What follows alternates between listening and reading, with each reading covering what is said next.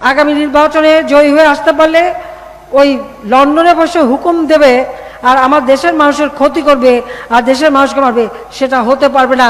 দরকার হলে ওটাকে ওখান থেকে ধরে এনে এটাকে শাস্তি দেওয়া হবে, ধরে এনে শাস্তি দেব। কাজে আমি এটাই চাই যে এই নির্বাচনটা খুব শান্তিপূর্ণভাবে হতে হবে। এই নির্বাচনের যাতে না হয় তার যে চক্রান্ত, সেই চক্রান্তের সমুচিত জবাব 7ই জানুয়ারি নির্বাচনের মধ্য দিয়ে আমরা দেব, যে বাংলাদেশের মানুষের ভাগ্য নিয়ে আর কেউ ছিনিমিনি খেলতে পারবে না। সিট দেখি আর আমাকে দেখেন আপনারা। কাজে এটাই হচ্ছে আমার সবচেয়ে বড় পাওয়া।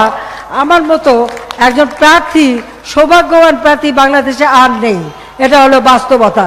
তার কারণ আপনারাই আমার দায়িত্ব নেন। কাজে আগামী 7 জানুয়ারি নির্বাচন, নৌকা মার্কা আমরা ভোট করব। আপনারা সকালে এসেই আপনারা সকলে সশরীরে ভোট দিয়ে এই বিশ্বকে দেখাবেন যে এই নির্বাচন অবাধ, নিরপেক্ষ, সুষ্ঠু নির্বাচন আমরা করতে জানি, আমরা করতে পারি এবং বাংলাদেশের মানুষের ভাগ্যে পরিবর্তন আমরা করতে পারি। আপনারা আমাকে দায়মুক্ত করে রেখেছেন বলেই তো আজকে আমি দিন রাত পরিশ্রম করতে পারি আর বাংলাদেশের মানুষের ভাগ্য রচনা করতে পারি।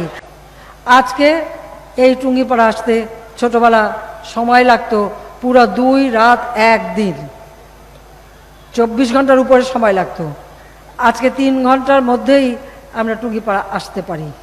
পুরা দক্ষিণ অঞ্চলের 21টা জেলা এই একটা সেতুর জন্য তাদের যোগাযোগ ব্যবস্থা। তাছাড়া বরিশাল বিভাগের প্রত্যেকটা জায়গায় আমরা ব্রিজ করে দিয়েছি, প্রত্যেক জায়গায় রাস্তাঘাট করে দিয়েছি, আর আপনাদের এলাকার তো উন্নতি হয়েছেই।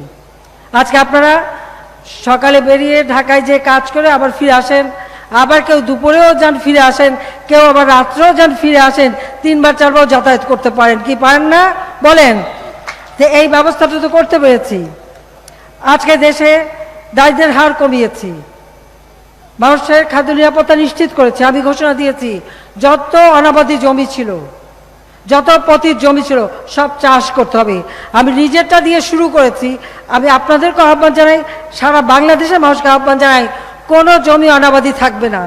কারণ এই যে চক্রান্ত, আর আজকে যে রাশিয়া ইউক্রেন যুদ্ধ, এর মাঝে আবার প্যালেস্টাইন, তাদের উপরে যে আক্রমণ ইসরায়েল দ্বারা মা শিশুকে হত্যা করছে, হাসপাতালে তারা বোমা মারছে, ঠিক একই কাজ করছে তারেক জিয়া। হুকুম দিচ্ছে অ্যাম্বুলেন্সে রুগী যায়, তার উপরে হামলা, সাংবাদিকের উপরে হামলা, পুলিশের উপর হামলা, পিটিয়ে পুলিশকে হত্যা করা, সেই একই ঘটনা তারা ঘটাচ্ছে।